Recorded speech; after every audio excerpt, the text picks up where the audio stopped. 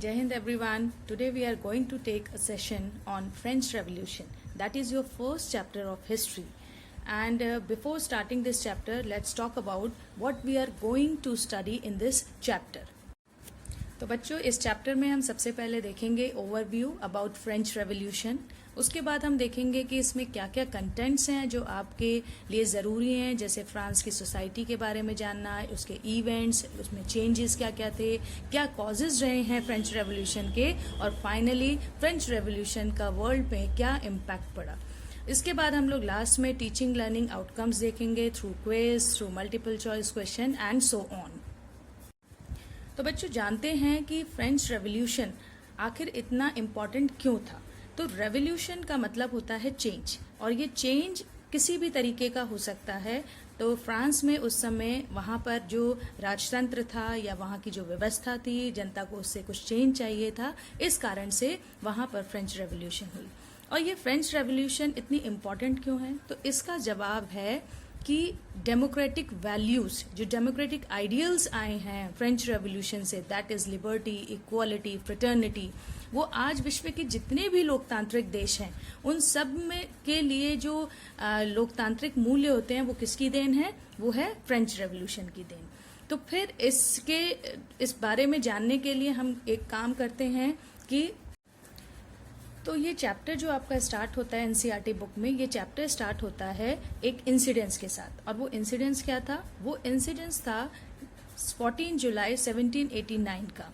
इस दिन वहाँ का जो राजा था किंग लुइस 16, उसने पेरिस शहर, जो पेरिस क्या थी, वहाँ की कैपिटल थी, वहाँ पर उसने एक ट्रूप डिप्लॉय किया। और वो ट्रूप इसलिए डिप्लॉय किया कि ताकि वो वहाँ की व्यवस्था को देख सके। परंतु वहाँ पर कुछ रूमर्स ऐसी उड़ गई वहाँ की जनता में कि शायद ये राजा, जिसको वो निरंकुश राजा मानते थे, वो शायद वहाँ की जनता पर गोलियां बरसाने वाला है। इस कारण से वहाँ पर करीब 7,000 महिला और पुरुष, इन लोगों ने मिलकर एक मिलिशिया आर्मी बनाई अपनी, और उसके थ्रू उन्होंने टाउन हॉल पे एकत्रित होकर बास्टाइल नाम की एक जेल थी जिसे डेस्पोटिक रूल का सिंबल माना जाता था, वहाँ जाके उन्होंने काफ़ी सारा विध्वंस किया, वहाँ के कमांडर को मार दिया, वहाँ के जो कैदी थे उन सबको छुड़वा लिया, और फाइनली जो उसके रूइंस थे, उस रूइंस को एज अ सोवेनियर लोगों ने उसे खरीद लिया। कई लोगों ने इन रून्स को वहाँ जाके मार्केट में। तो इस वजह से, इस तरीके से हम देखें तो बहुत सारे चेन ऑफ इवेंट्स ऐसे हुए वहाँ पर, जिस कारण से लोगों को ऐसा लगा कि अब हम डेस्पोटिक रूल का अंत कर सकते हैं। और इस तरीके से फ्रांस में कई सारे चेन ऑफ इवेंट्स के बाद वहाँ पर राजतंत्र के बाद वहाँ एक लोकतंत्र की स्थापना होती है। इसके बाद हम देखते हैं कि क्या क्या कारण थे फ्रेंच रेवोल्यूशन की। और फ्रेंच रेवोल्यूशन का कारण जानने के लिए हम सबसे पहले बात करेंगे उस समय वहाँ का राजा कौन था और क्या व्यवस्था थी, या क्या ऐसे रीजंस हो रहे थे जिस कारण से वहाँ पर फ्रेंच रेवोल्यूशन की उत्पत्ति होती है। इसके लिए हम देखेंगे कि सबसे पहले लुई 16, तो जो लुई 16 था वो 1774 में फ्रांस की गद्दी पर चढ़ा। उसने मैरी एंटोइनेट नाम की जो राजकुमारी ऑस्ट्रिया की थी उनसे विवाह किया। अब कहा जाता है कि जब लुई 16 फ्रांस की गद्दी पर बैठा तो उस समय फ्रांस की स्थिति बड़ी खराब थी, उसके ऊपर बहुत सारा इकोनॉमिक बर्डन था। और वो बर्डन कैसे था कि फ्रांस की जो ट्रेजरी थी, जिसे हम खजाना बोलते हैं, राजसी खजाना, वो खजाना पूरी तरीके से खाली हो गया था ड्यू टू वॉर्स, क्योंकि फ्रांस जो था बहुत समय से युद्धों में विलुप्त था। और इसके साथ साथ जो उसने अमेरिका, जो उस समय अमेरिका के 13 कॉलोनीज थी, उनको ब्रिटेन से भी आज़ाद करा रहा था फ्रांस। तो इस कारण से भी उसका बहुत सारा पैसा इन जगहों पर लग गया, जिसके कारण उसकी ट्रेजरी खाली हो गई। अब इस ट्रेजरी को भरने के लिए उसने क्या सोचा कि अब मैं टैक्सेस लगाता हूँ, क्योंकि अक्सर ऐसा ही होता है कि स्टेट जब टैक्सेस लगाता है तो उसके थ्रू उसकी जो इनकम होती है या जो टैक्सेस के थ्रू जो उसकी कमाई होती है वो उस ट्रेजरी को भरती है। ऐसा ही सोच के उसने, राजा ने नया कर लगाने की ज़रूरत को समझा। अब बात आती है कि ये कर कौन लोग देते थे। तो ये जानने के लिए हम देखते हैं the French society during 18th century. अब फ्रेंच सोसाइटी क्या थी, तो फ्रांस में 3 एस्टेट्स थे और फ्रांस की पूरा जो समाज था वो 3 वर्गों में विभाजित था। अब वो कौन कौन से वर्ग थे? वो पहला था क्लर्जी, जिसे हम फर्स्ट एस्टेट कहते हैं। क्लर्जी क्या होते थे? जो ऑफिशियल्स होते थे किसके? चर्च के, जो धार्मिक जो संस्थाएं होती थी उनमें काम करने वाले या उनको देखने वाले जो लोग होते थे वो कहलाते थे क्लर्जी, फर्स्ट एस्टेट। उसके बाद आते थे नोबेलिटी। नोबेलिटी होता था सेकंड एस्टेट। और ये क्या होता था? ये जैसे वहाँ के एरिस्टोक्रेट्स होते थे, बड़े बड़े लोग, रईस लोग जो होते थे, जो सामंतवादी प्रथा को यानी फ्यूडलिज्म को बिलोंग करते थे, वो कहलाते थे second estate. And apart from it जितने भी लोग होते थे पूरे फ्रांस में, चाहे ज़्यादातर 90% वहाँ की जो पॉपुलेशन थी वो पीजेंट थी, किसान वर्ग की। और उसमें बड़े भी किसान होते थे, थोड़े छोटे किसान भी होते थे, कई तरीके के। ऑलमोस्ट 90% जो पॉपुलेशन थी वो कहलाती थी वहाँ की थर्ड एस्टेट। तो जैसा आप इस कार्टून में देख पा रहे हैं कि यहाँ पर बताया गया है कि जो फर्स्ट एस्टेट है वो क्लर्जी है, सेकंड एस्टेट नोबेलिटी है, और रेस्ट ऑफ द पीपल जितने भी हैं वो सारे क्या हैं? वो हैं थर्ड एस्टेट। और बच्चों यहाँ ध्यान देने वाली बात यह है कि जो टैक्स बेयर करना पड़ता था या पूरा की पूरा जो टैक्स देना पड़ता था वो केवल थर्ड एस्टेट के लोगों को देना पड़ता था। आप देख सकते हैं इस कार्टून में दिखाया जा रहा है किस तरीके से जो थर्ड एस्टेट है, सबसे पुअर है, उसने कैसे फर्स्ट एस्टेट और सेकंड एस्टेट को भी और राजा को भी सबको संभाल रखा है। This shows the dis inequality among the society. तो हम देखते हैं किस तरीके से थर्ड एस्टेट के लोग बहुत सारे इनडायरेक्ट टैक्सेस के साथ साथ 2 प्रकार के डायरेक्ट टैक्सेस भी दिया करते थे, जिसमें से एक का नाम था टाइदे एंड दूसरे का नाम था टाइले। टाइदे और taille, these are very important for your exams. तो टाइदे क्या होता था? ये एक ऐसा टैक्स होता था जो कि थर्ड एस्टेट के लोग क्लर्जी यानी फर्स्ट एस्टेट के लोगों को देते थे। और इसमें क्या होता था? 1/10 ऑफ एग्रीकल्चर प्रोड्यूस ये दिया जाता था सीधे फर्स्ट एस्टेट को। इसके अलावा एक होता था टाइले। टाइले क्या होता था? ये होता था कि डायरेक्टली ये टैक्स बेयर किया जाता था थर्ड एस्टेट को और दिया जाता था स्टेट को। तो इस तरीके से सारा की सारा बर्डन झेला जाता था थर्ड एस्टेट से। बच्चों अब हम बात करेंगे सब्सिस्टेंस क्राइसिस की। सब्सिस्टेंस क्राइसिस क्या थी? सब्सिस्टेंस क्राइसिस एक्चुअली एक ऐसी सिचुएशन थी जो वहाँ के लोगों की जो बेसिक नेसेसिटीज होती हैं उनको भी एंडेंजर्ड करती है।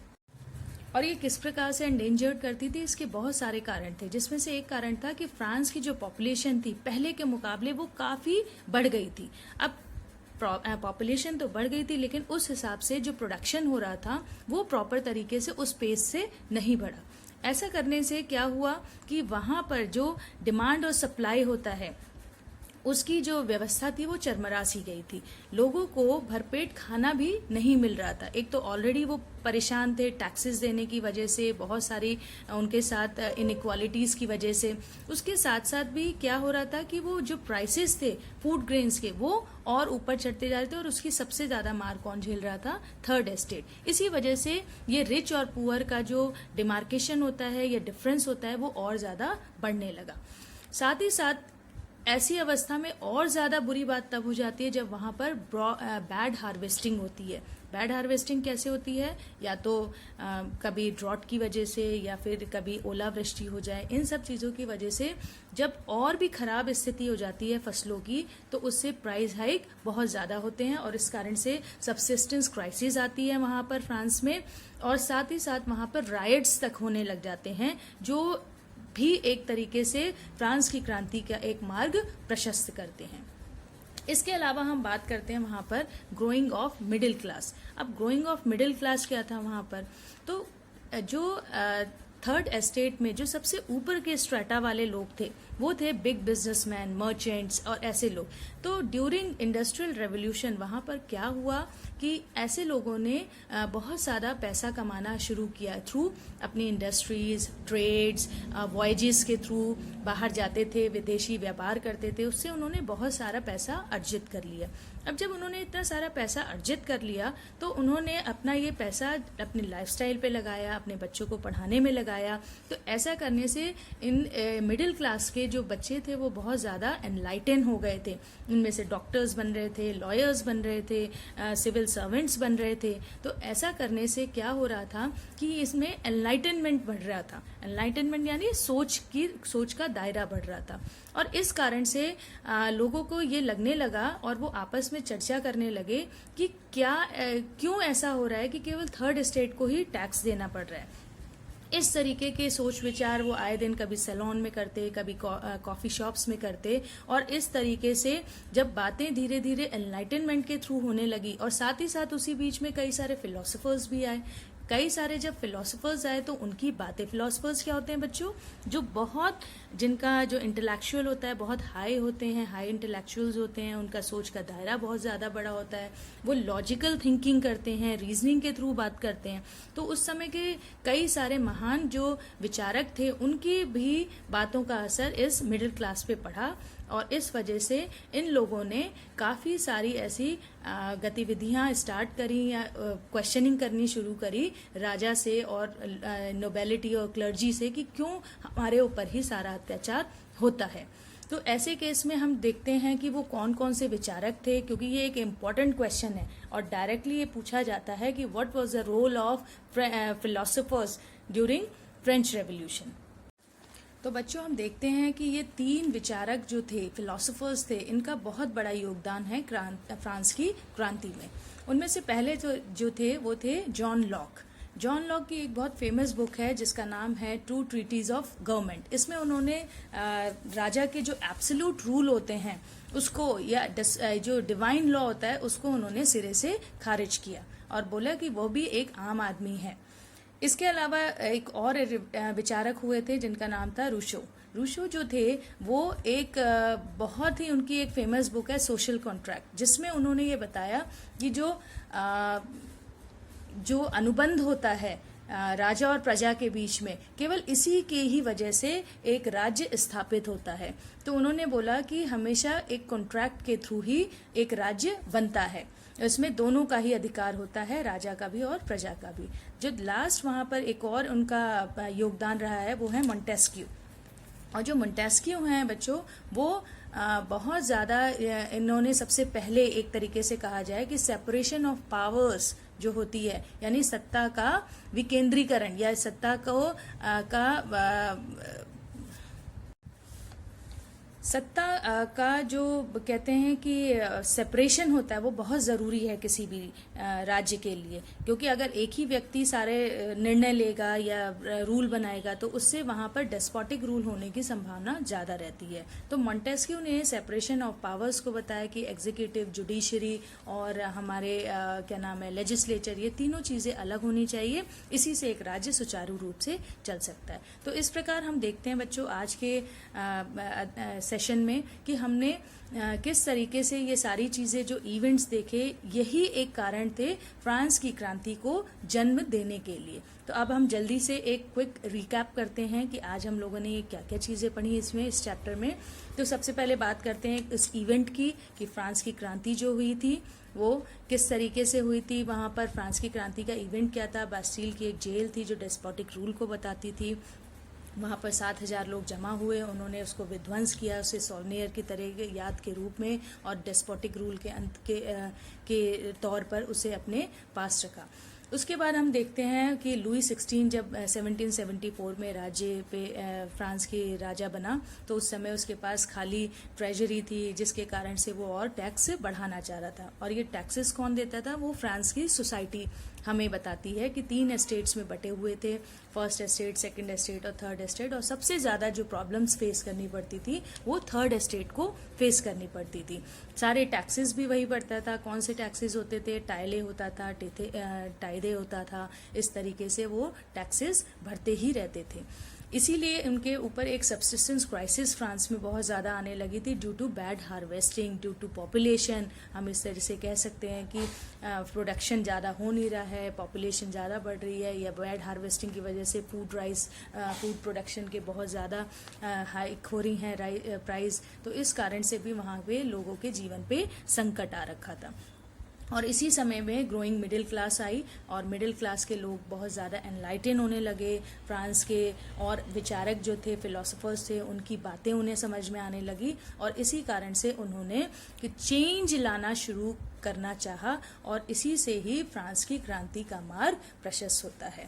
तो अब हम इसमें बच्चों अभी हमने सारा रिकैप कर लिया है। अब मैंने आपको कुछ क्वेश्चंस बनाए हैं जो हम आगे देखेंगे इसमें।